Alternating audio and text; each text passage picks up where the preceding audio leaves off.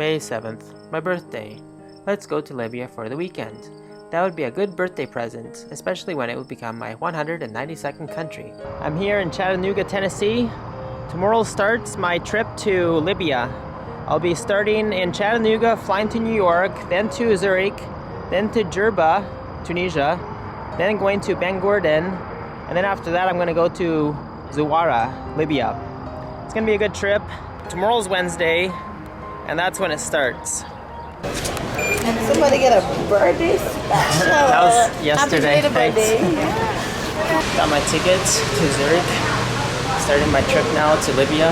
It's going to take 2 legs to get there on the flight, and then I'm going to take a bus. I'm curious what will happen on this one. You just never know.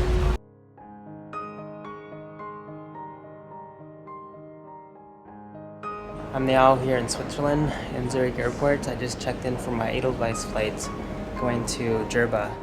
Going to Libya was no small task. I spent 4 months trying to get my visa. Good afternoon, from the cockpit area captain speaking. My name is Krista Hopland. Together with me on the flight deck, Senior First Officer Tobias Klingler. This trip wouldn't have been possible without the help of the following people.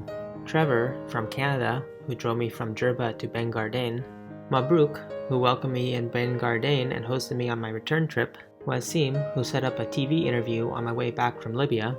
Hussein, Wasim's uncle, who drove me to the Libyan border. Sanad, who received me at the border and welcomed me into his homeland.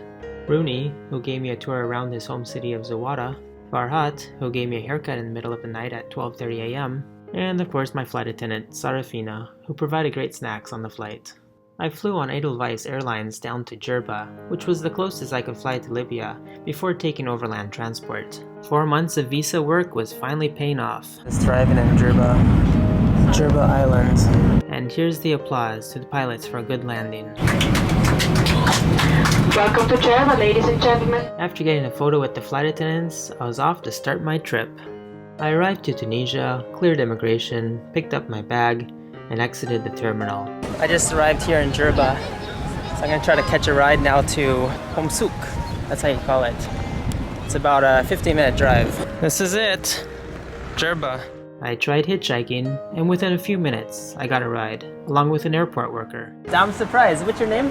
Shaban. So I was surprised to see you hitchhiking from the airport. Yes, I work there in the airport. Normally we have the bus that took us, but I didn't have the chance to catch it before leaving. Oh, you missed it. Yeah. And you can hitchhike no problem. Yes, yes. It's safe. It's easy, yeah. All right, great. But it's easy. Nice Thank you so much. You. You said, have a good day.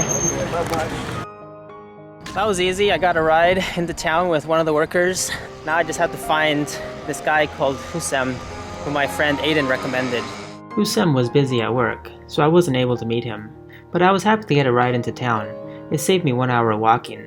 But when I arrived into Houmt el Souk, streets are empty here. It's Ramadan, but at about 8 o'clock tonight it's gonna get busy.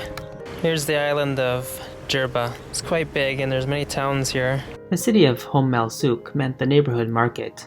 It was a popular tourist destination known for its traditional souk. The city itself had 45,000 people. So now I'm waiting at this cafe. I'm waiting at Haji Cafe. In the meantime, I met this guy. His name is Ali. Hi, Ali. Hi. But he's shy of the camera. How many people live in Houmt el Souk? 1 or 200 people. Like 1,000? No, 200 people on Houmt el Souk. Only 200 people? Yeah. It's really small. Because Houmt el Souk is really small. It's really small. Yeah. But it's really close to the airport. Yeah. Alright, good. After meeting Ali, I went to hang out at Haji Cafe before going to check in at the local youth hostel. At 1 o'clock in the morning, these kids from the cafe helped me find the local youth hostel. After checking in, this was my room.